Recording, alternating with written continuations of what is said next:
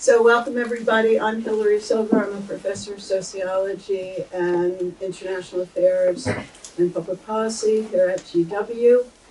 I am very pleased to welcome you to this event today on the 2024 elections in Europe and the United States and their implications for democracy and foreign policy.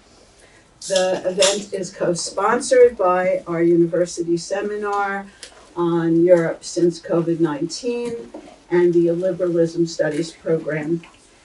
As you know, in 2024, there were momentous elections on both sides of the Atlantic. In most cases, we saw far-right candidates being elected, reflecting heightened partisan polarization, populist and anti-immigrant attitudes, and fallout from the Russian-Ukrainian war. And now we're experiencing what some have called a global anti-incumbent backlash, where ruling parties in countries all over the world are losing both left and right in a, quote, post-COVID inflationary malaise. I don't know if that's true or not, but Germany's coalition has just fallen apart. Japan's Liberal Democratic Party has just been voted out of office. And we have invited three experts to analyze the commonalities and differences of these election results, because obviously we've just experienced a similar electoral earthquake in the United States. Hopefully we will talk about the likely course of foreign and domestic policies and democratic institutions more generally. You can see center-left governments from Sweden to Finland to New Zealand to Portugal, they're out. But center-right governments in Australia, Belgium, Austria, and the Netherlands, which we just seen public violence in the Netherlands as well, with Geert Wilders, far-right politician, getting involved in that. So it's from both sides. I don't want to exaggerate that it's just the far right, but there's been a lot of concern about both the far right and both France and Germany because of their central role in Europe and in European politics. So let me introduce our panel who are going to address these issues, all of which I'm sure are of great concern to all of you while you're here. So first, let me introduce William Drozdiak, who is currently a Global Fellow at the Wilson Center's Global Europe Program. He's a long-term American observer of European affairs, and he was the foreign editor of the Washington Post. And he also served as the Post's chief European correspondent. He's a real insider, he knows everybody. And he is also the founding executive director of the German Marshall Fund's Transatlantic Center in Brussels and served 10 years as president of the American Council on Germany. So an expert in France and Germany in particular, and he will, I think, have much to say on the European side of the Atlantic. Idris Kalun is the Washington bureau chief for the Economist, which I have to say had the courage to endorse a candidate this year, unlike the Washington Post. And he leads coverage of the White House, Congress, and national politics. Prior to that, he was Washington correspondent and U.S. policy correspondent. And he began at The Economist as a data journalist in London. He graduated from Harvard with a degree in applied math and economics. So those students out there, you have a future in media, if you like. And Professor Kimberly Morgan researches the politics of social policy in the United States and Western Europe, and is an expert in comparative politics. Her interests are particularly in social welfare and immigration. She's now the Associate Dean of Faculty Affairs here at the Elliott School and is writing a book about, at the same time, about the development and operation of the immigration enforcement system in the United States. So I'm sure we'll have lots to hear. And finally, the panel would be moderated by my colleague here on the left, Marlène Laruelle, who works on the rise of populist and illiberal movements in post-Soviet Eurasia, Europe, and the US. And she was trained in political philosophy, and she explores how nationalism and conservative values are becoming mainstream across cultural contexts. She's just published the Oxford Handbook on Illiberalism. There it is, beautiful. Like 900 pages. So in case you're interested, you have plenty to read. She is also working on Central Asia's nationhood and regional environment and Russia's Arctic policy. Very busy woman. So let me turn it over to you. Thank you so much, Hilary. Thank you for being so many of you today in our conference room. So as Hilary was saying, I think what we have seen both in Europe and in the US, it's really this kind of rebellious atmosphere against people, the elites in power with very strong narrative against, the system and the elites. And so it has both this kind of protest vote aspect, and at the same time, we can see gradually that this illiberal offer is becoming a very serious political project that is opposed. So it's not only a protest vote, it's something already much more kind of structured ideologically.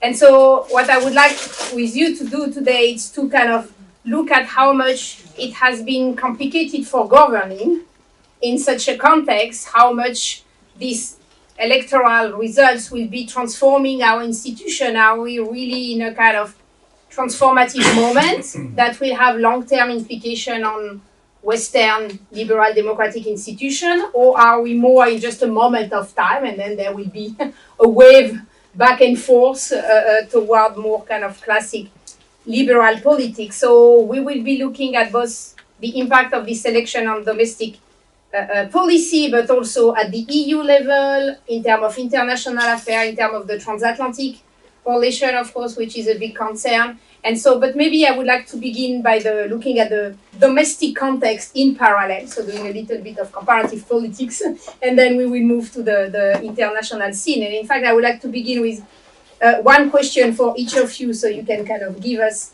an overview of your perspective, and then we will continue the conversation, and after we will open it to the room. And maybe Idris, I will begin with you because you have been both looking at what is happening in the US and in Europe, and I was wondering how would you analyze the specificity of Trump if we compare it to Europe, right? How much the new administration that we see information now can be transformative in changing the institutional look of the US, or are we much more in a kind of classic Republican administration, and how do you think these tensions could be evolving if we compare with what we know from European politics and what is happening when illiberal or national populist or far-right leaders are in power, where they seems to be much more constrained by the EU framework? Yeah, no, I think it's a really good question.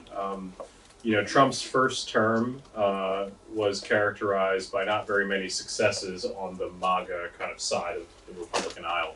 So his main achievement was the Tax Cuts and Jobs Act. That's a pretty conventional Republican policy objective, naming 3 Supreme Court justices who are all fairly standard Federalist Society appointees. What we've seen now with the picks that he has contemplated is that we're not in that age anymore. He is trying to install loyalists for the Department of Justice, Defense, DNI, etc. So I think that while we didn't see very much on the domestic side, you will see a kind of transformation here, especially if those people get confirmed. And I think maybe Gates won't, but I wouldn't be surprised if Hegseth and these other people do get confirmed. And then what happens as a result? I think, in 2017, the Republican Party was as surprised by the victory as the Democratic one. Paul Ryan and Mitch McConnell were the 2 congressional leaders. They were the ones who were shepherding a lot of the president's agenda this time around. And this time, Thune has his differences, but is much more accommodating. And Mike Johnson came into office with Trump. So I think that the institutional change is there. The institutions of the Republican Party themselves have changed. So, the Heritage Foundation has rebranded itself. It's totally reversed its position on Russia, free trade, all of these things, and they remain relevant. AEI, the other kind of premier conservative institution, has held on to its previous beliefs and is therefore more marginal. And you see this eruption of other institutions like AFPI, CPAC, etc. And so I think that Trump's movement has become more institutionalized in America, and so therefore it'll probably have a bigger impact here than we saw the first time around. Mm-hmm. Terrific. And then to continue that discussion, but now turning to you, Bill, to look at what is happening in Europe, where the far right has really had impressive success in Germany, in Austria, in the Netherlands, in France. But the fact that there is this tension in the European political system about always having this kind of security belt, cordon sanitaire against them, which I think can work when they are 10 or 15%, but when they reach 30%, it's difficult to have any kind of cordon sanitaire against 1/3 of your electorate. And so if you want not to include them into the political system, you have to function on a minority government and create coalition that have really difficulties to function. So we saw what has been happening in Germany, and the French case is also a fascinating one of a minority government trying to avoid both the far right and the left. And I also wanted to have your analysis of that, and also specifically the French case of Macron, who really arrived like 7 years ago as a kind of triumphant, managerial liberalism, and who totally failed, right? Or at least I would like to get your feedback, at least politically, in getting enough political support to be able to sustain its own vision of what should be politics. So I would like to get you kind of playing around all these elements and comparing with what Hillary's just said on the US. Okay, well, I'll try to be concise, but going back 30 years, I think there's been steadily erosion of public support in the idea of globalization, a global perspective, which had been promised to that this was inevitable, that Europe would actually, as the world's leading commercial power, would actually benefit from globalization and enhanced trade and crossing of borders, free movement of people, capital, and goods. But many people have been disappointed. We saw it early on in Macron's term, the Gilets jaunes effect, and these were people in the rural provinces who felt left behind. And to some extent, that's an echo of what we've seen in the Midwest in the United States, people whose jobs were lost because of what they saw as trade with China. So I think there's a feeling that people are left behind, bereft of a vision for the future, and this is where the far right populists have moved into that void and with a different vision, saying no, this is whether you're blaming the immigrants for your problem, or in the case of in Europe, blaming the European Union and its bureaucracy for the problems. I think it's you see this dismay, discontent with the mainstream parties, and I think to some extent they have brought this on themselves, because the mainstream parties really have no compelling policy vision to offer people. There's been it's very hard to find much difference between a social democrat in Germany and a Christian Democrat these days, because everybody accepts the idea of universal health care, free education through university, and this is one of the great social achievements of modern Europe. So as a result, where do they go from here? Well, that's you're sort of fighting on the margins, and there's not much more. I keep telling, when I'm asked to speak to audiences in Europe, I said, you people don't know how good you have it. If you want to see a dysfunctional society, come to America and try to deal with the healthcare system, or pay your tuition expenses at any major university. And there's a lot of grumbling, and say, well, a French writer once told me, he says, France is a paradise inhabited by people who think they're in hell. And that's, that sort of sums up the attitude that many people have. So as a result, they want to vote for an alternative party. In Germany, Alternative for Deutschland is on the far right. They're anti-immigrant. They're also anti-EU. Marine Le Pen's party, Rassemblement National, adopts similar positions. But if they ever come to power, I think people will be quickly revulsed by their positions and move against them. And I think, just to bring it back to the incoming Trump administration, they're going to have control of Congress, both the Senate, the House, the Supreme Court, and the White House. And so they are not going to be able to blame the Democrats for this. So in 2 years' time, I would not be surprised to see a major swing of the pendulum, and people will say, well, they haven't solved our problems even though they had control over the power levers. And that comparison, I think, applies to Western democracies in Europe and the United States. Yeah, I think it's a great point. The risk of disappointment, of course, coming after the high level of promises that were done by all these governments, will be interesting to follow if it's create more kind of this rebellious atmosphere, or if it shifts back public opinion toward more mainstream or formerly mainstream party. And so both for the US and in Europe, the question of immigration has been really one of the cornerstones for public opinion. And I think it even took the liberals by surprise to see at which level the anti-immigration feelings could be strong and motivating the vote. So Kimberly, I wanted you knowledge and analysis on this question, both in Europe and in the US, on how much, is that really a question of reaching exceptional level of illegal immigration? Is that integration issue, or is that more a kind of symbol, a kind of metaphor to express a discontent with something broader? How would you analyze this kind of really abrupt rise of anti-immigration feeling in both sides of the Atlantic? Big question there. Well, I would say there's a lot of similarities, actually, if you look at the arc of debate over the issue, let's say, over the last several decades. And immigration is not a new issue in any of these countries that we're talking about. In a sense, it became a political issue already back in the 1970s and 1980s. A lot of the debates back then in Europe had to do with the post-colonial and guest worker populations and how would they be integrated. So a lot of discussion about sort of integration and cultural adaptability and so on. But then, in more recent decades, the debates have been much more focused on the rise of asylum seekers. And I think that's a commonality across, Europe and also the United States.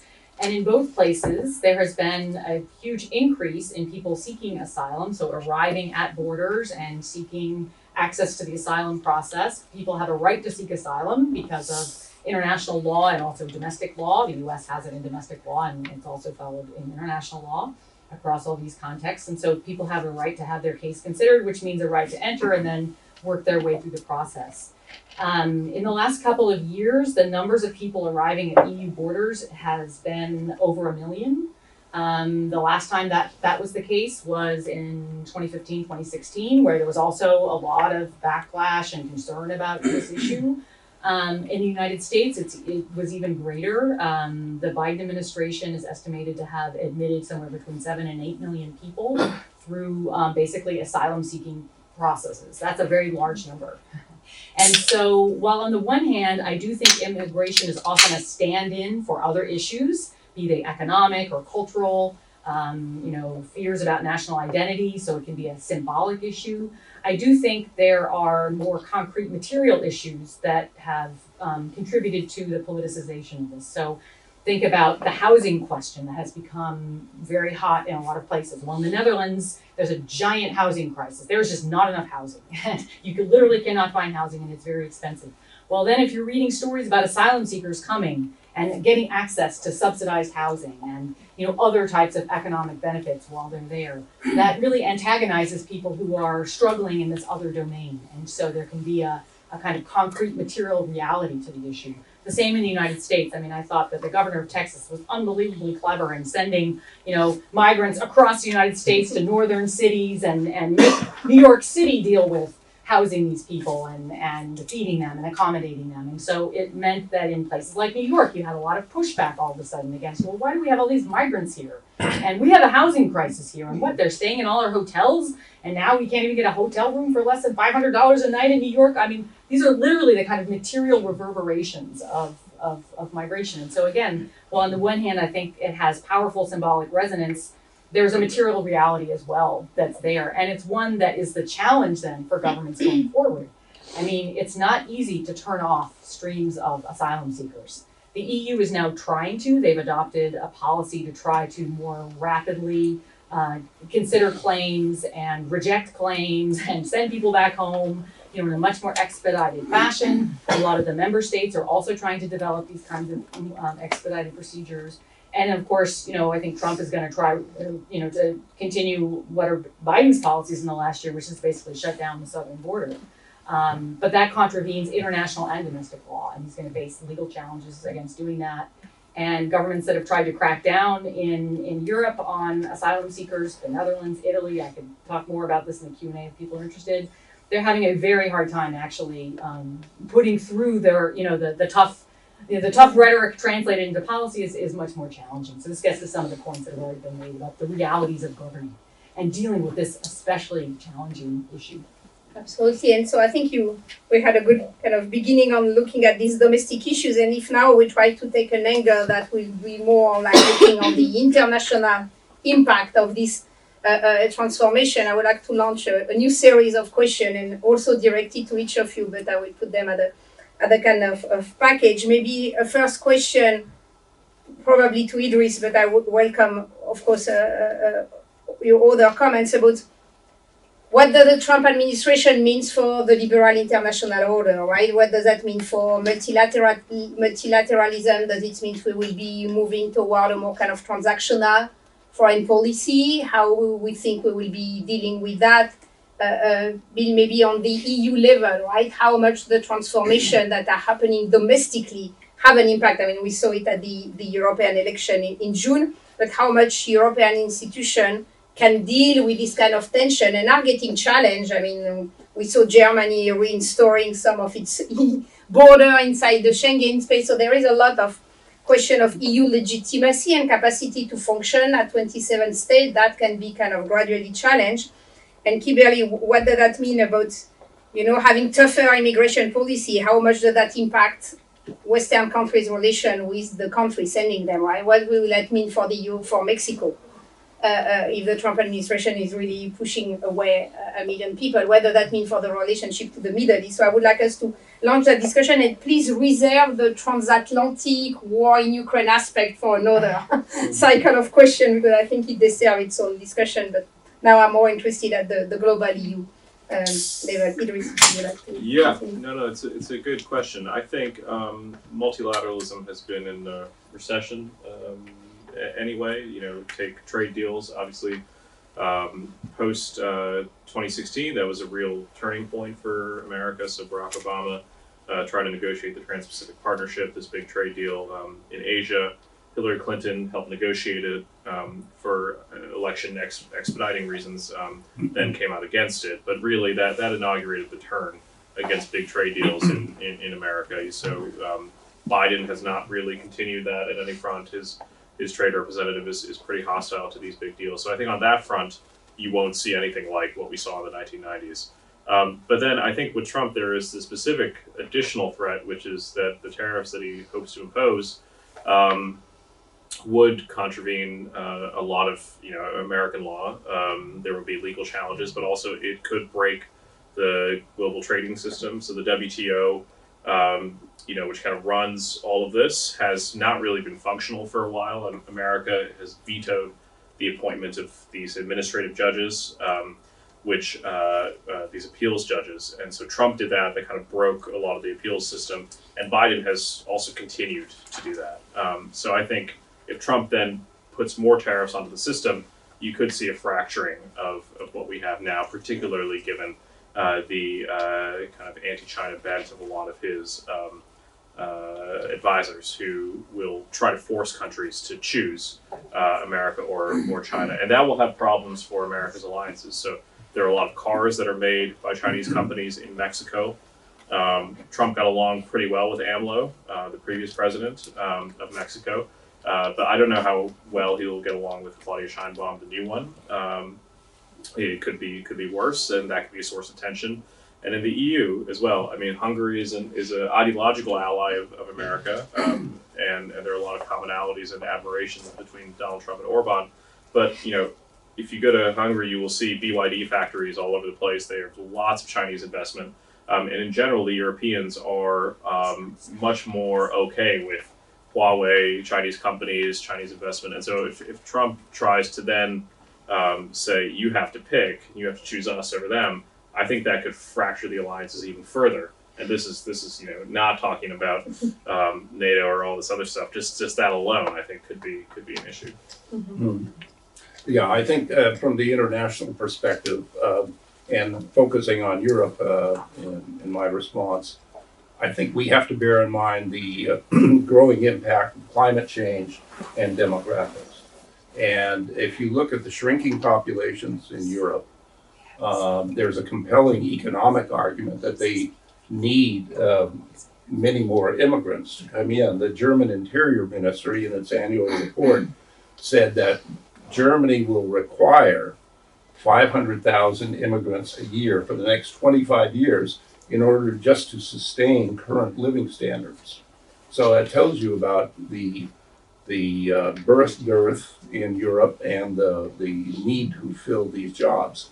Secondly, in terms of what's happening with climate change, when I was doing the research for and reporting on my book about Emmanuel Macron 4 years ago, I had about 6 or 7 hours of conversation with him, and it was fascinating. He already was looking forward to his second term and saying that if I fail, it's going to set up open the door to the far right, because they will make the argument that immigrants are coming in more and more. And he had done a lot of reading at the time saying, do you realize that the demographics in Africa are such that 1 in 3 human beings later on in this century will be African.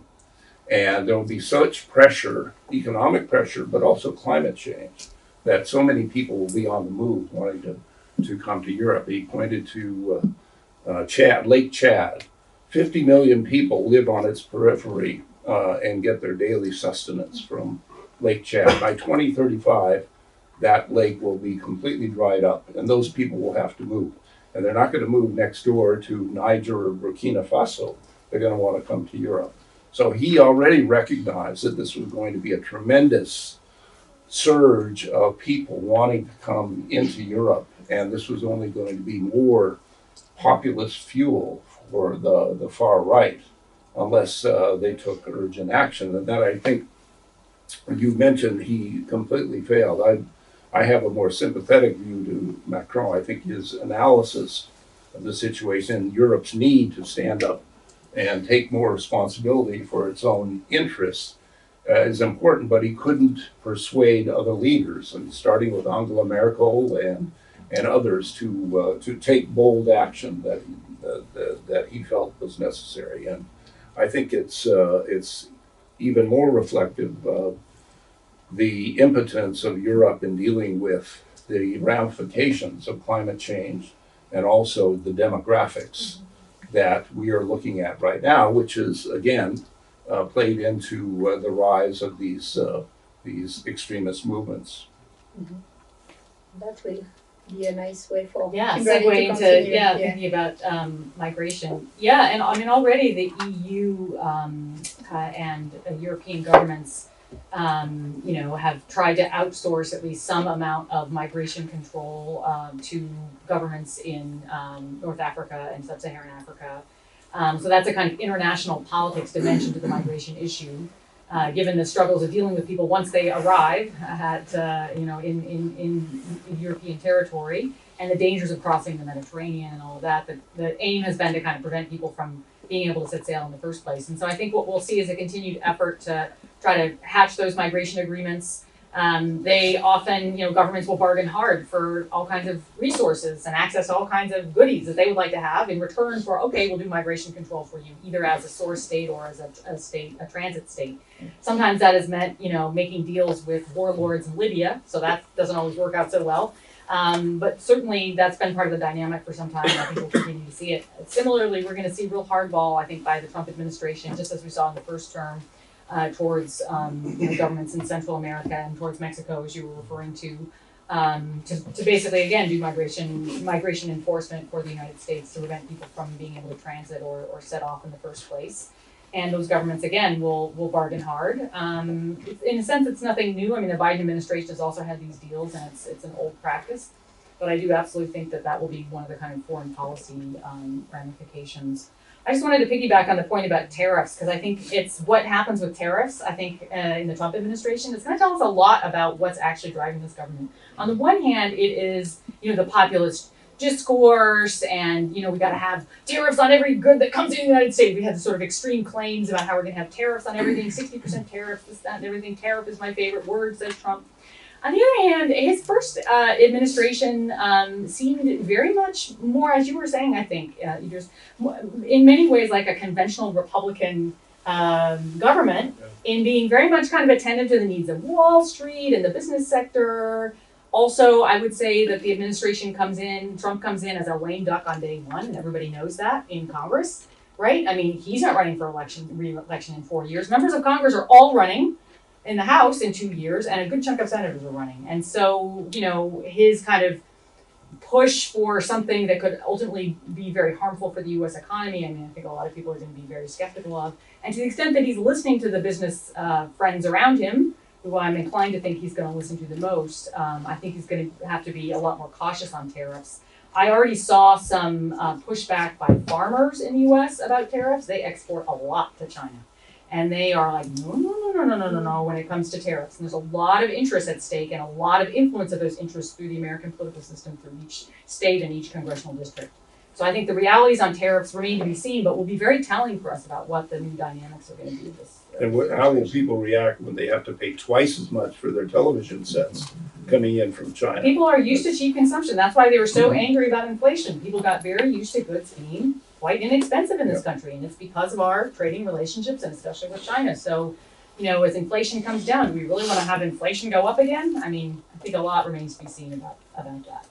Yeah, so I think you all both mentioned this kind of ambiguity of the Trump administration, where it's unclear on how much transformative it can be and how much it can be a classic Republican one. And Bill, you were mentioning also this need for Europe to kind of wake up in terms of its demographic challenges. And I agree. I think Macron on the European scene was really a voice trying to kind of ring the bell, but he arrived at a time where it was difficult for him to find kind of a partner, and especially on the German side. So I would like us to have a last round of kind of discussion, and then we will be opening the floor to the room about the transformation of the transatlantic relationship, both with Trump election and what we can imagine could be potentially his vision of, NATO. Well, European countries will have to pay more if they want to get the defense. We cannot continue to pay for Ukraine. And I think on that, they don't have a very clear Ukrainian policy very visibly yet. It's probably in the making.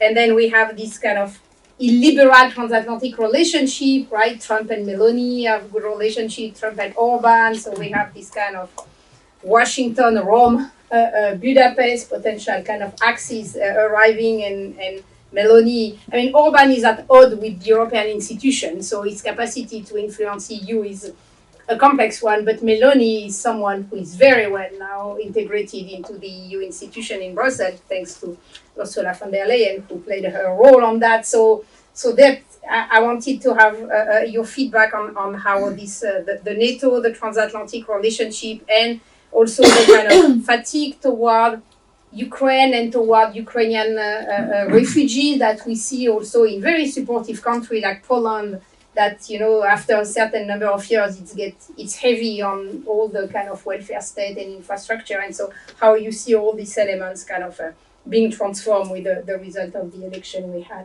Maybe Kimberly, would you like to begin? It's not really my area of expertise No, but in a lot maybe of on ways. the Ukrainian, the kind of refugee crisis and the Yeah.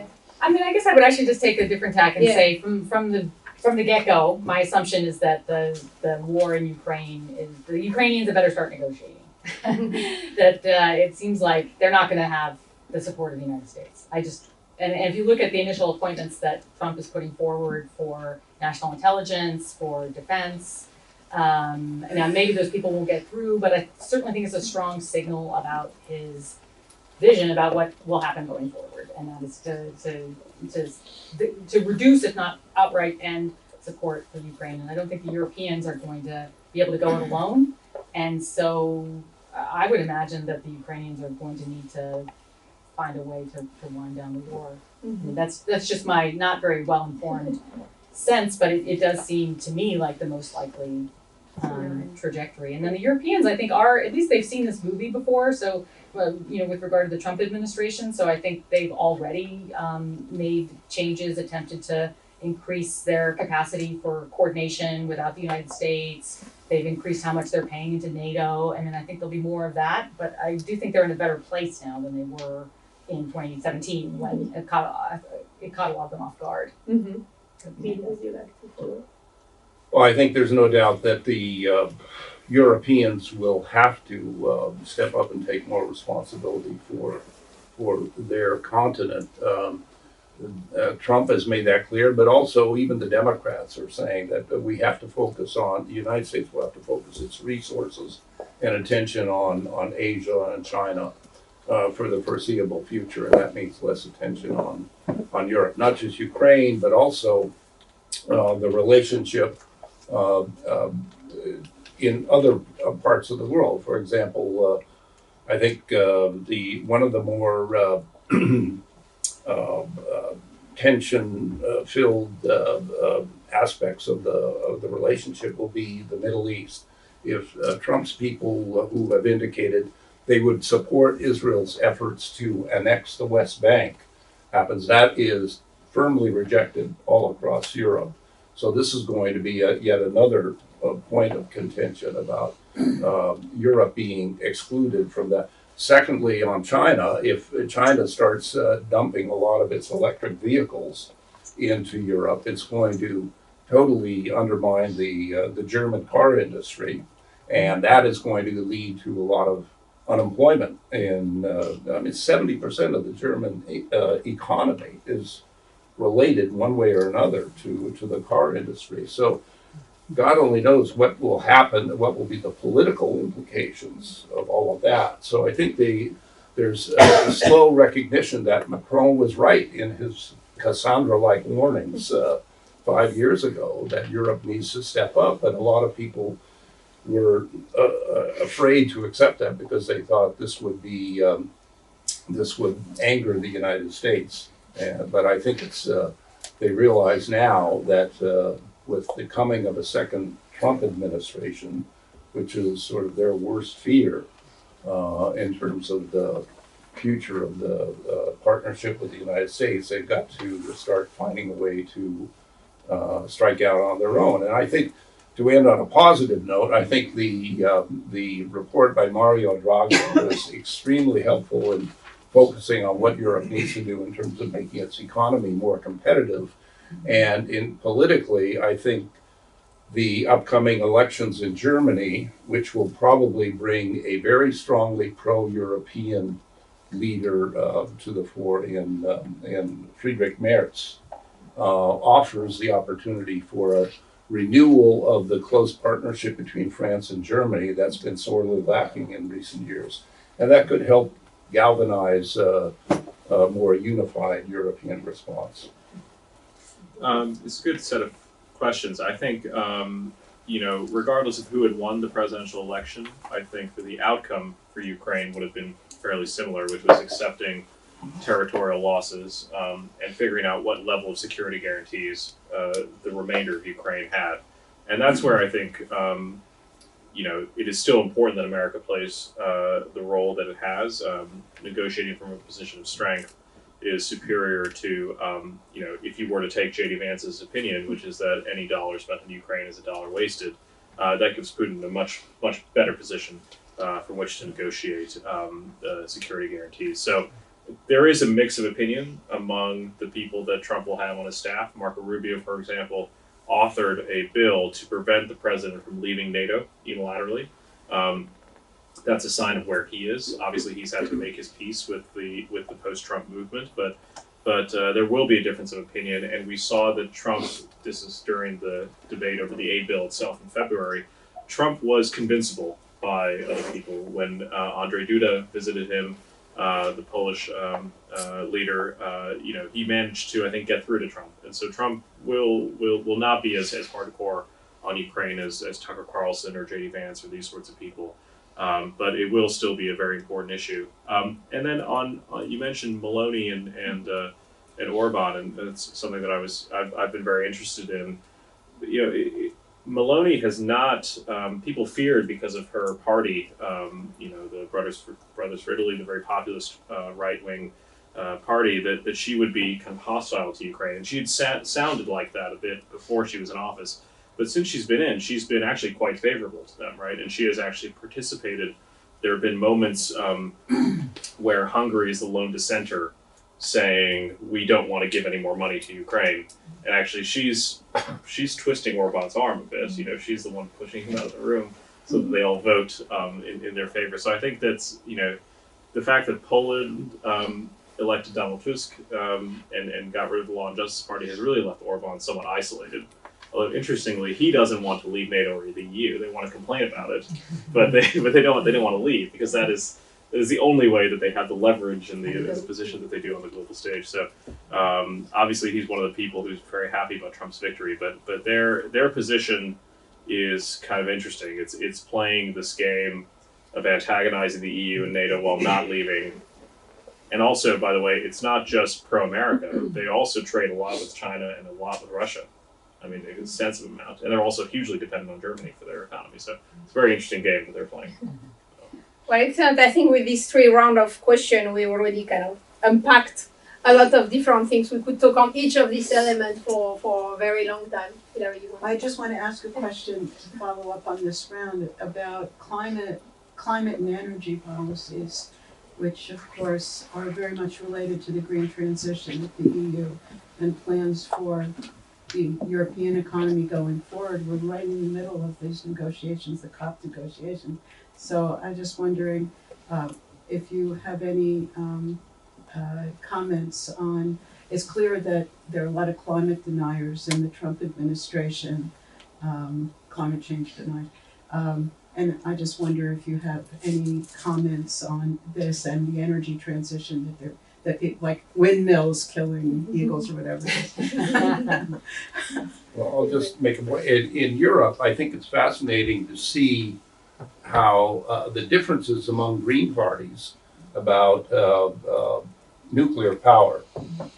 In Scandinavia, there is a wholehearted embrace by Greens of nuclear power because zero emissions. If you're serious about climate change, they say you have to embrace nuclear power. The German Greens for them, it's still a taboo, and they're reluctant to move there. But I think the pressures are going to, with the ascendancy of AI, which and these big data centers that consume enormous amounts of energy.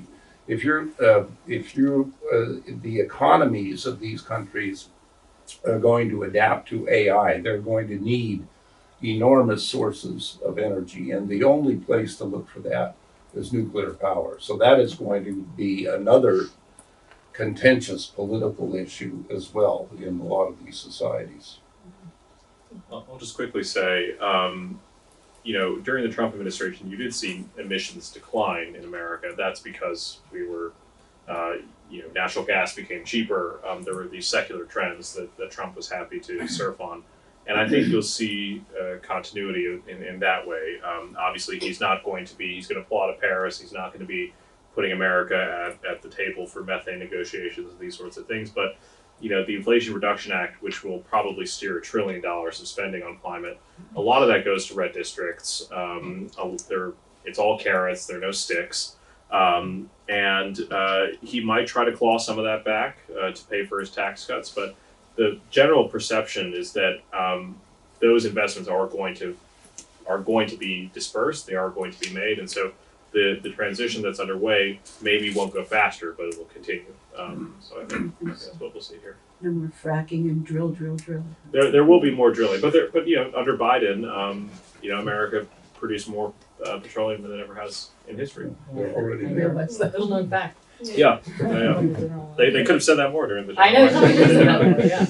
Yeah, I would just add, I mean, I think part of what's been interesting about the debates about the energy transition is how much this issue has become part of the populist playbook and mobilization. I mean, going back to the Yellow Vest movement, which was kind of the visionary movement. Now when we look back, it's like, yeah, they were onto something there about the sort of appeal of pushing back against these elite imposed carbon taxes and other, EU imposed restrictions on energy consumption that really, often hurt ordinary people in terms of their, what they see in terms of their cost for electricity or gasoline. And so that movement really presaged, I think, the way in which that issue got then incorporated into the populist mobilization. This was really big in the Dutch election, in part because of restrictions on farming, on use of fertilizer. So then you get this farmers movement that is now sitting in the current government. Right? All those cows belching methane. I mean, that's a real issue there. There's a lot of cows in the Netherlands.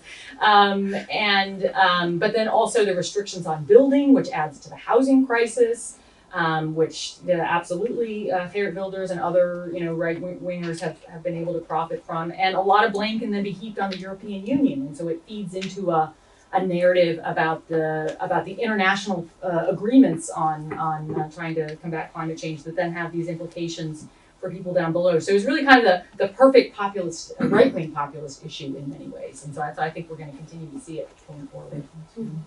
Yeah, great point. I now would like to open the floor, in fact, for Q&A from the room. So please introduce yourself and tell us if the question is for one or the whole panel. Please, sir. Good afternoon. My name's Alex Broadbent. I am a security policy studies major of graduate studies here at George Washington. Thank you all so much for being here. The question is directed to the entire panel. It's in regard to immigration. So specifically in regard to American immigration, but also the same would apply to in Europe. So like if you look at case studies throughout history where immigration has actually been quite successful, I'll bring the example of when East and West Germany were unified and Germany required jobs to sustain its economy, especially given the challenge of integrating East Germany. They had a program by which they identified all necessary labor jobs and then also identified places where migrants could live. So they had jobs and living quarters basically assigned, and this is by the tens of thousands. It was a massive project. And from there, immigrants from Asia, Turkey, etc., came to Germany. They were accepted to go take on labor jobs, and they already had living situations coordinated. It was very successful in the end, whereas the UK, at approximately the same time, this is late 90s, after they had, as a policy with India, had allowed any Indian citizens to move to the UK, but they did not have any such plan for, okay, you can only move here if you are filling one of these job billets that we need, and then also we have, the government subsidized living quarters, etc. The UK just kind of had an open door policy that both socially and economically was far less successful than in Germany. So what I'm getting at here is, I don't hear I hear a lot of criticisms from left-leaning critics on if we shut down immigration, that's going to affect the economy because we're going to have far less laborers available, and that a lot of illegal migrants are fulfilling much-needed jobs in the United States and in Europe. But I don't see, or at least I have not heard of any plans to which, yes, we can bring in migrants for specific work permits and then figure out where to house them. It seems it's either just an open policy or come one, come all, or the right-wing approach, which is shut down the border, no one comes across. As with most things, the right answers to policy are generally towards the middle. Reduce. Yeah. So that's my question. Why is there not more of I have not seen any agenda to best approach the immigration issue.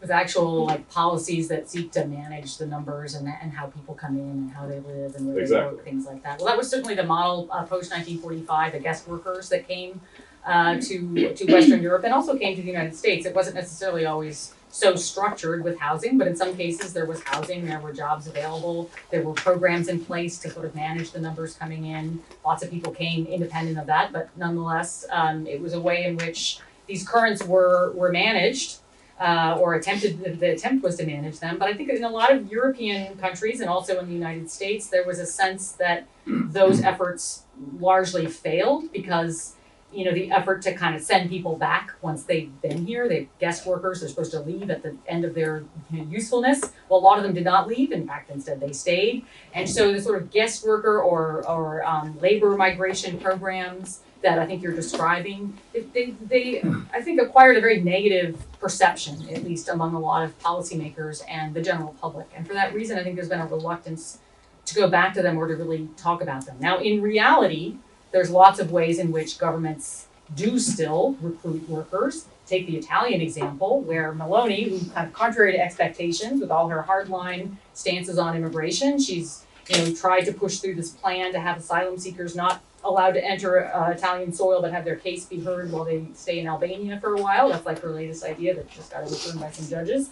But at the same time, very quietly, she has had this program in place for bringing in labor migrants because Italy is demographically shrinking and desperately needs workers, right? And so sometimes the reality is kind of a little more complicated than that which is sort of formally presented.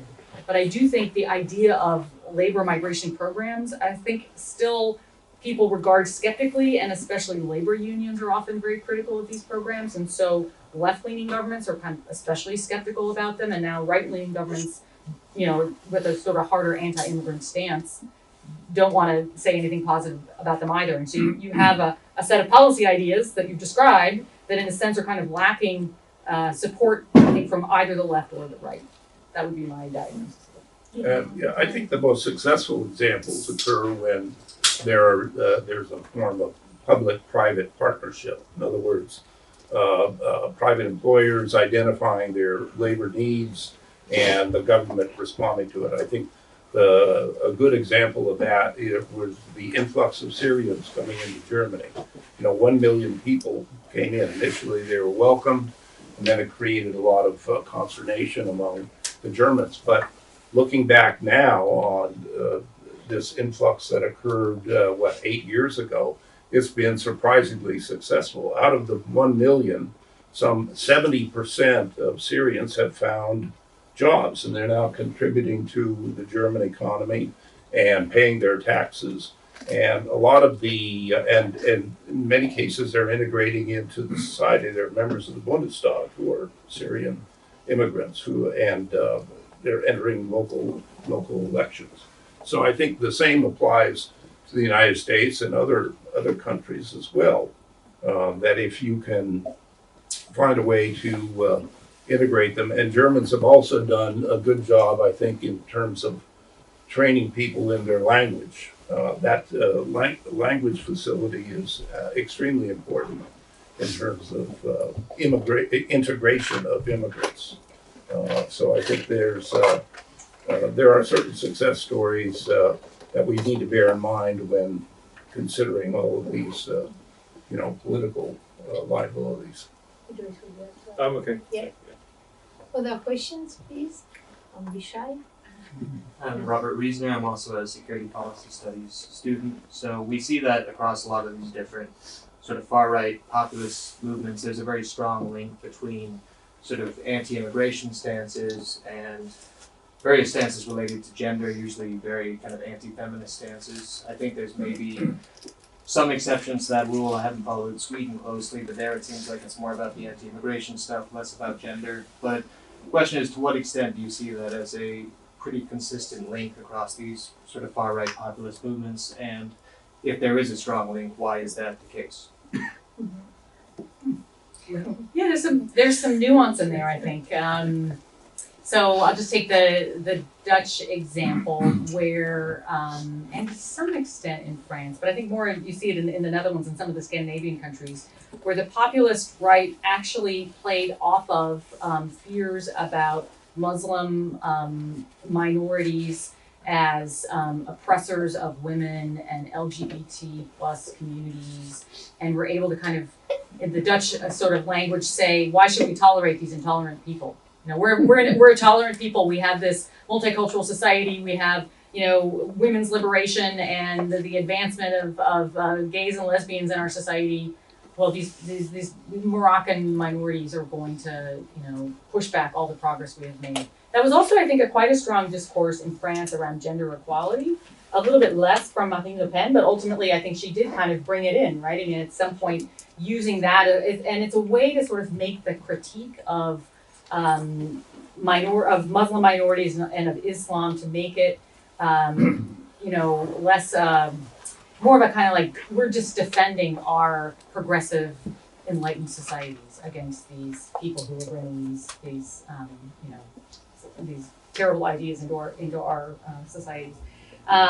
So it's an interesting kind of twist on it. I think in other places, though, the gender issue has been more about sort of gender identity and gender studies, and that has been really powerful. I mean, Marlene could really talk about this. I think in the illiberalism playbook, that's been a really potent source of critique, and you do see it, I think, cross-nationally, and it's also kind of stoked internationally, right? The kind of, you know, basically sort of say that, you know, we need to elect these populist right-wing parties to protect us against these, you know, government officials who want to turn our boys into girls or our girls into boys, right? And this is something you even hear somebody like Vladimir Putin, you know, sort of mobilizing around and trying to kind of stitch together internationally an alliance of populist right-wing parties around the idea we have to push back against these tendencies brought to us by the left. So there's a lot of interesting dynamics going on. I think to your point, there's a lot of heterogeneity between these disparate parties. So, you know, Marine Le Pen, Giorgia Meloni, both women, obviously, who are leading those parties, and that's an important point. Kemi Bardock, who's the new conservative leader in the UK, is a black woman who is also kind of motivated by these ideas of anti-wokeness, but I don't think they would describe themselves as anti-feminist. I think that in America, obviously there's the association with the Republican Party and anti-abortion, and across the spectrum of these European parties, we're talking about Law and Justice in Poland shares that, but you don't really see that in France or the UK or Netherlands. You know, that's kind of a difference, and I think your point about Muslim bashing as a way of getting this across, of tailoring the specific politics to the demands of the nation is very true. So I think there is, but I think the thing that you're getting at, which is right, is that there is in all of these cases a sense of revanchism, of returning to a time when morals were better, when families were kind of better supported, and that's why you see this kind of turn towards natalist policy as well. But I think it's not as uniformly couched in anti-feminism as much as it is this like return to a better time and turning policy to steer it that way. Childless cat ladies? I don't know. We just didn't elect a female candidate in America. Yeah. Time.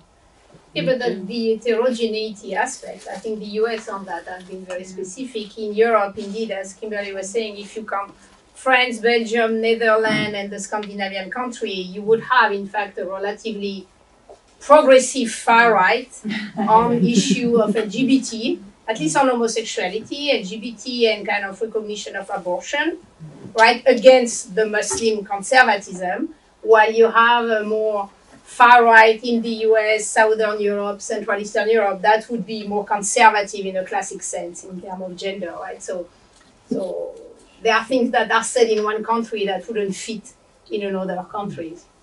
Just a point on identitarian politics. You mentioned Sweden. Sweden is now 30% of the population was born in a different country, and so a lot of Swedes are like the Swedish far right, which has had a surge in support lately, is largely rooted in the fact that native-born Swedes feel alienated in their own land, that the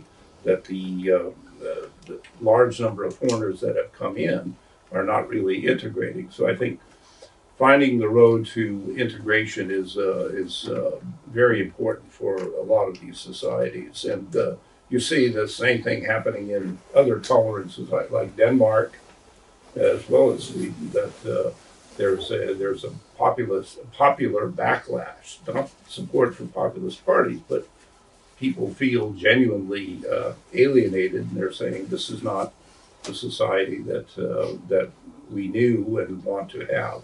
And I think that's where politicians have to show the courage, both in standing up and defending, and saying also to immigrants, look, you came here and you need to respect our laws, and that involves, gender equality and respect for others. And if it's different than the place you came from, then you need to consider whether you should go back there, because this is our society and this is what is accepted by the majority.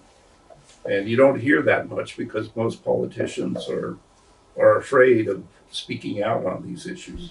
Well, if I can build on that a little bit, kind of change the angle, because if you look at the French case, the problem is not immigrants. The problem is that people who are challenging gender equality, they are born in France. It's second, third generation. Right. So what do you want to tell them to go back home? They are at home, right, and they have another set of values that is as citizen, as legitimate as any other one that they can play on the political scene. So it's much more complicated than just saying, right, if you don't want to adapt the law of this country. It's a very good point, because when I was in France working on this book, I asked, well, what are you doing to integrate the second and third generation? This was after the Bataclan massacre that was perpetrated by Islamic terrorists who were born and raised in France.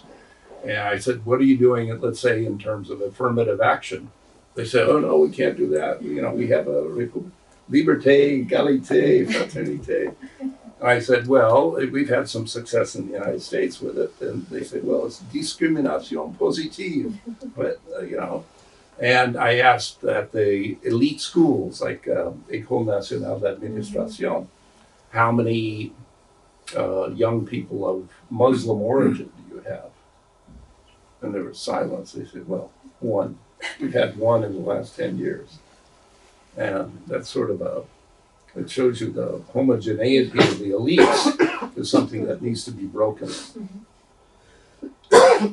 Question, yes, sir. So my name is Alex Dawson. I'm an undergraduate student here at the Elite School studying International Affairs and Economics. And my question is about Georgia Maloney. I, for one, was concerned when she was first elected, as I was worried maybe she would bring more power to those like Orban, who wanted to more shift away from the EU. But as you all have mentioned, her policies have been much more complicated than that. So I suppose my question is, to what extent do you believe she could be almost like a negotiator between the EU and someone like Trump, between these two sides, where she can, talk with both the establishment, say with working with Ursula von der Leyen, and also someone like Viktor Orban?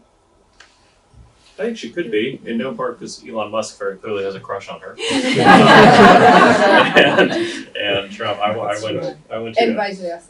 went to a dinner where he introduced her, and he said, it was very odd. He said, she's as beautiful on the outside as she is on the inside. This is before a group of 700 people. Very weird, given that she's the head of the state. Yeah, I mean. But if Trump listens to Musk, and Musk like, well, maybe this all works. But more seriously, I think that she does see herself as a stateswoman. I think she's acted that way. I think she has helped smooth. Orban is pretty recalcitrant on Ukraine, but she's done her part, I think, to try to make things smooth. And so I think you're right. She could be quite important. She's a skilled and savvy politician, is what I would say. She's very good. I mean, it's been impressive to watch her operate. So if anyone can do it, I would say she would be the one. I mean, it's been really interesting to watch, as we were talking earlier about her relationship with the EU, which people thought was going to be really fraught. And instead, she's like best buds with Ursula von der Leyen, it seems, and has worked to kind of mediate the divides. So she's definitely one to keep an eye on. Yeah, and I think she's a good symbol of this kind of normalization or mainstreamization, right, of the far right, not only because she was able to make it functional, but also because she understands that she can go up to one layer or more, which is the EU layer. And then once you get in position of power at the EU level, you can really transform the EU much more than from only a domestic level.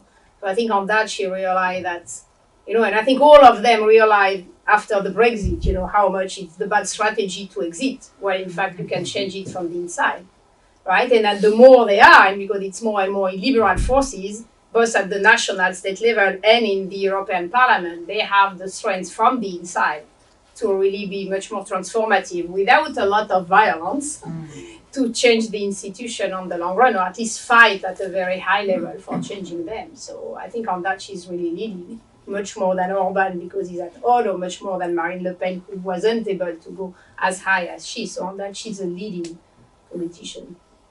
So let me ask you then, do you think that what we've seen in this last round of elections is a general anti-incumbent, like throw the rascals out kind of sentiment, or is it really more of a shift, a true public opinion shift to the right?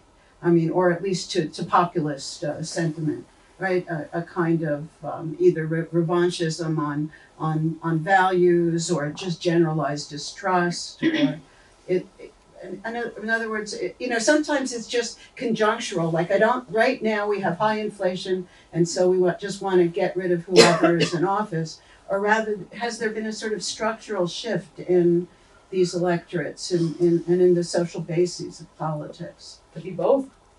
Yeah, it could be both. Yeah, Sure. it does seem like this set of elections, it's very conjunctural. It does seem like it's been driven by a kind of rejection of the status quo. If you think about the British election, for instance, which was devastating loss for the Conservatives. I was on a panel for the previous election in the UK, watching the returns come in, and everybody was shocked by the size of the majority that they had. And then that just crumbled. It's incredible.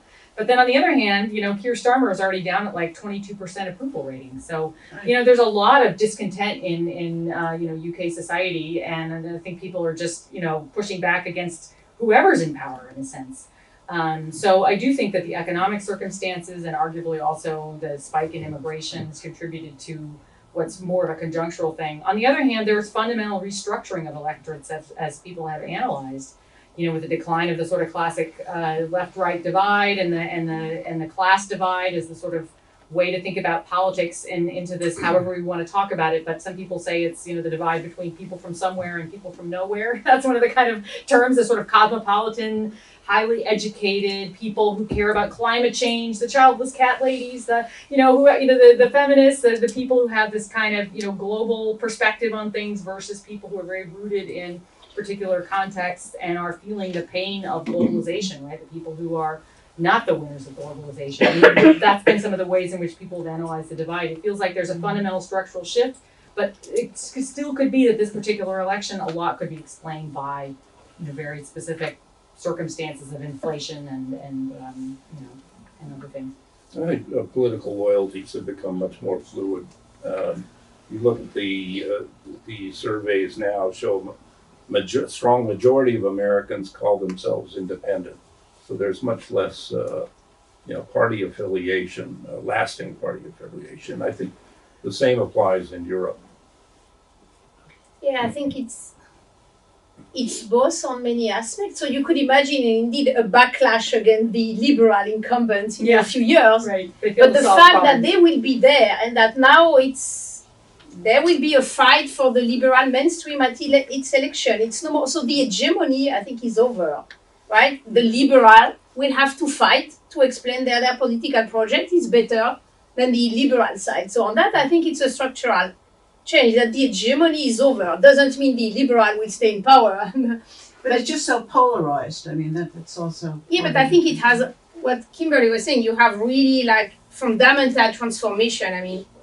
Revalorizing the nation state and the notion of sovereignty as the last bastion protecting you from globalization, it will not go away, right? Social economic transformation, what all the blue collar industrial world had to suffer, well, the white collar will suffer the same thing with artificial intelligence in a few years, right? There will be millions of people losing their job and no political preparation for what is happening. The kind of value, rootedness, not necessarily conservative in a gender, sexuality sense, but just, kind of feeling of coziness ideologically new environment, I don't think that is going away. I think it's getting more and more legitimate. And I think one way to look at that is to see all the kind of cultural production that is coming. I mean, the podcast, the influencer, all the younger generation are brought culturally by that culture. And that means it's a structural change. Yeah, so the parties have to Generation change. realign. Well, that's what, I mean, the Democrats suffered because they didn't have a new generation. And the next time round, I think they will, and we'll see in 2 years, if Trump doesn't deliver and the Republican Congress doesn't deliver. I think there'll be a big gains by the Democrats in midterms. Other question we still have? Yes, sir. Robert Zara, formerly School of Media and Public Affairs visiting scholar. It seems to me that from what many of you said, that biggest explanation for 2024 election result for Trump was inflation. And so I read exit interviews with people who said, I didn't like Trump, I hated him, and yet I wanted inflation to fall. And he basically promised not only to cut inflation, but actually reduce prices. Yet the two signature orientations of his proposals are deportation and tariffs, both of which, as we've read a lot of conversation in the last week, are likely not only to increase inflation, but also maybe to be economically very disruptive. What do you think, given the potential risks, political risks of those, what do you expect will actually happen with those two, from what Donald Trump proposed to what he will have, given, as you just mentioned, 2022 is only 2 years away, and a lot of these things we have in.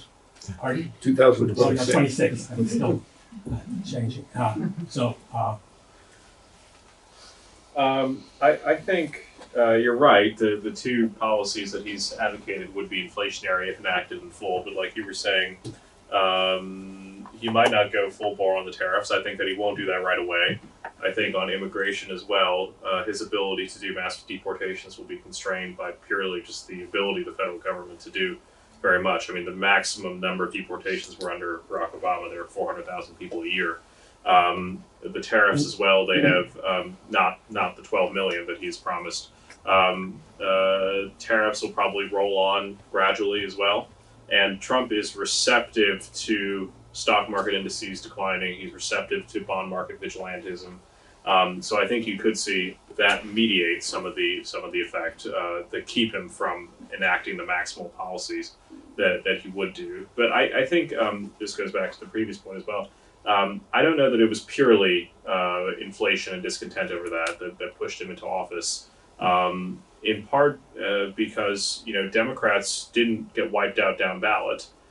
There were 4 states that Kamala Harris lost. The Democratic senators won it: Michigan, Wisconsin, Arizona, Nevada. Not all of them were incumbents as well. They actually said things, and Democrats flipped some House districts and these sorts of things. So I think there was something at the presidential level. It could have been that Kamala Harris was particularly weak relative to how Democrats should perform, or that Trump was uniquely strong. But I think that in all of these places, there's a general through line. But I think that in the American case, there's something specific as well that the Democrats ought to be thinking about. And I think, from talking to Democrats, some of them want to say, well, it was just inflation. There was no way we could have ever won this election. And I think that limits a very painful kind of autopsy that they have to do. But I think it's one that they probably should do because, to go back to this other point, what we're seeing across countries is the emergence of educational polarization. So you have the working classes that are moving gradually towards the right, very increasingly towards the right, and the college educated are increasingly the party of the left. And the problem in America and lots of other places is that for every college graduate, there are 2 non-college graduates. So this is not a great trade for the Democrats to be making overall, and I think it's something that they ought to be thinking about. Well, just the point about the results had so many incongruous reasons. I mean, the fact that Latinos were voting for Trump in large numbers, black males voting for Trump, and also suburban housewives. Everybody thought that women would be attracted to voting for Kamala Harris. Yet many of them went for Trump. Their explanation, as far as I could hear, was that they were dismayed with the state of the economy, that houses are too expensive, and their offspring are not able to get on with their lives and create families and buy houses. And basically the cry was, get my son out of the basement and into a real life. That was a striking comment. Yeah, I think if I can add, I think the economic element, it's always an important one, but it shouldn't be neither overestimated, right? Because politics is also about symbolisms.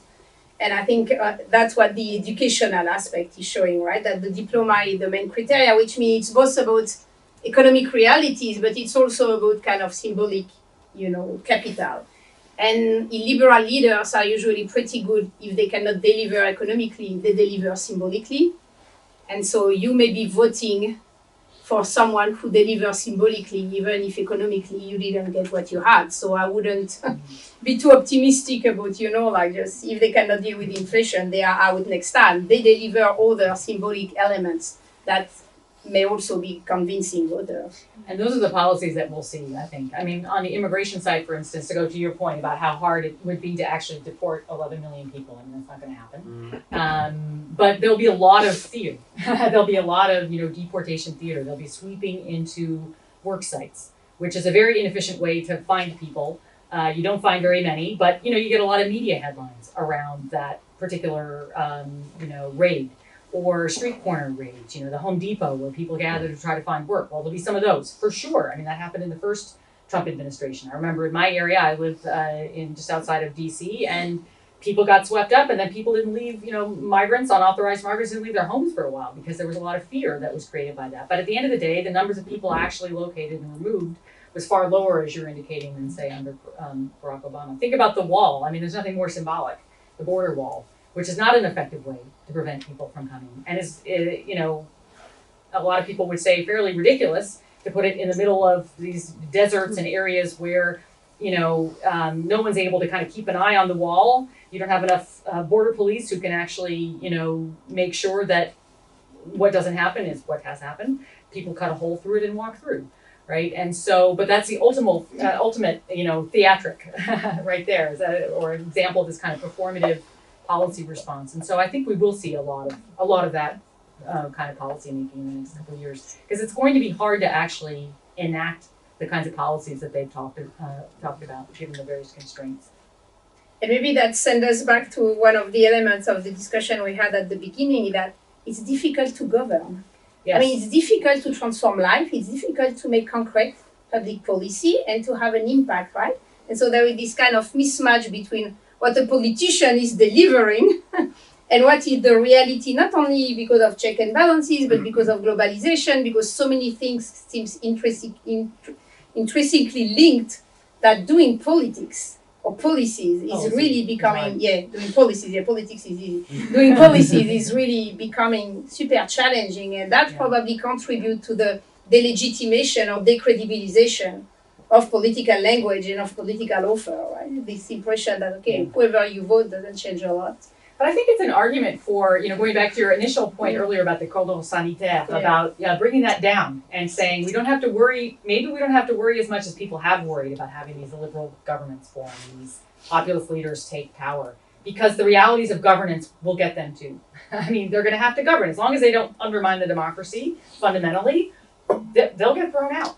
And, so that's a whole other can of worms right there we could perhaps discuss. But I do think that the realities of governance, it's important that leaders be confronted with this. I mean, this is what Meloni has confronted. It's what Wilders is confronting right now with the government in the Netherlands. It's what Trump confronted in his first administration will confront again, about trying to deliver on all the promises. But it's also been a recipe for inaction. I mean, there's really been a lot of legislative stalemates. I mean, the French results of this last election were completely inconclusive. Like, you have a coalition that's not going to get anything done.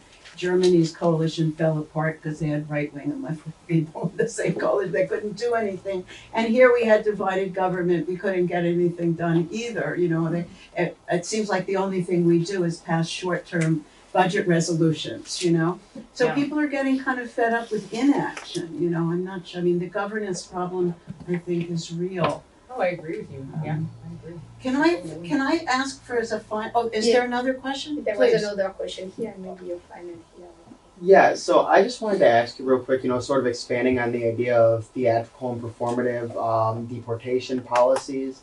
How does that affect our image abroad? Like, when other countries see, the beacon of democracy carrying out raids on apartment buildings, perhaps checkpoints, whatever else, other performative measures like you were talking about get established. How will that affect our image and how other countries perceive us going forward? Well, I mean, I don't think it's new anymore because we already saw it with the previous administration, so I'm not sure that people will be so surprised necessarily. I mean, I think one of the interesting consequences of these policies under the first Trump administration as part of performative actions was it actually seemed to turn people against the administration, and you saw support for immigration rise to levels that I have not really ever seen in studying public opinion about immigration. I mean, by the end of the Trump administration, Americans had very strongly positive views about immigrants, actually. And I think it was in part because of, the kids in cages, as they were called, controversy about separating families at the border and putting kids in detention and putting families in detention. There's a lot of terrible PR that surrounded a lot of the activities that the Trump administration got itself involved in trying to enact these really strict policies. It turned out that the public, which had seemingly been in support of some of these tough policies, once confronted with the realities, were not so keen on them. And that's actually a finding in the kind of broader literature or studies of immigration policy and especially deportation policy, that when you ask the general public about, well, should we remove all these unauthorized migrants? They often say in large percentages, yes. But then, when confronted with the reality, they change their tune pretty quickly, and you'll have protests in defense of people who are about to be removed. You'll have, stories of people on airplanes who see someone in shackles who's going to be sent back to the country where they, fled from in the first place, and passengers will get up and they'll intervene and they'll try to do something. I mean, and so I do think there is a reality that of the sort of human, the human response will come forth, and I'm confident will be the same actually in this time under Trump, just as it had been in the previous administration. No, I just I thought maybe we could finish on a question that, since we have so many students here and we have visitors, whether you think that there's a future in studying European studies. Well, I mean, you're all reporting on Europe, but what we're seeing in international affairs and so on is interest in other parts of the world, other areas, like China has of course received a great deal of attention. And I just wonder if you have any parting advice for those budding Europeanists who might be out there in the audience before we finish. That's hilarious. At the very least, it's a lens back onto the United States. I think it's so interesting, right? I think there's a great future. The importance of Europe is going to continue to grow in terms of its place in the economy, private sector, diplomacy, and I know for those graduates who 10 years ago went into China studies are having a hard time right now because there's no American investment to speak of going into China, and now maybe they'll come back, but those who studied Mandarin and put a lot of effort into it are sort of out of luck. I studied Russian and Arabic in college, so I miss the European. Well, Arabic must fail. close. I mean, Yeah. there's still a war in the Middle A little bit, yeah, exactly. It's always useful to know about a place other than guys America. like you. Actually, they need Chinese speakers a lot more. They have too many Russian speakers, Right. I think, because everyone's still stuck in And the Arabic the speakers. old Cold War.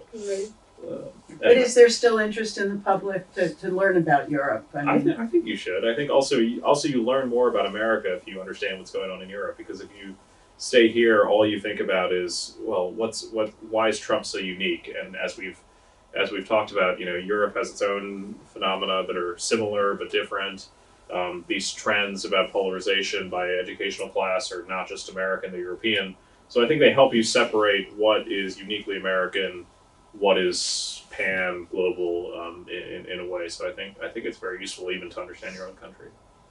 And I think that the point is that you always want, and I think that the strategy of many students is that you want an area studies knowledge, because that's important to be rooted in a very specific region. And at the same time, you want to study that region across kind of big topics: climate change, sustainability, democracy and its challenges, gender, and so on. So I think on that, Europe is really at the crossroad of so many things that it's really a key region to study if you connect it to all these big kind of global issues.